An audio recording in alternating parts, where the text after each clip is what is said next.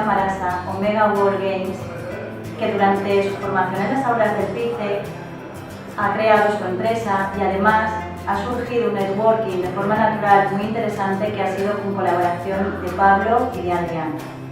Omega World Games, la idea general es un campeonato nacional de videojuegos, de forma presencial. Bueno, pues mi paso por PICE aquí en Cámara Valencia ha sido la verdad un paso muy importante para la creación de la empresa, porque yo venía con una idea en la cabeza, una idea con unas bases bastante desarrolladas, pero no teníamos muy claro lo que era el desarrollo a nivel empresarial. Entonces, haber hecho el curso de emprendimiento me ha dado los conocimientos necesarios para poder abrir mi negocio.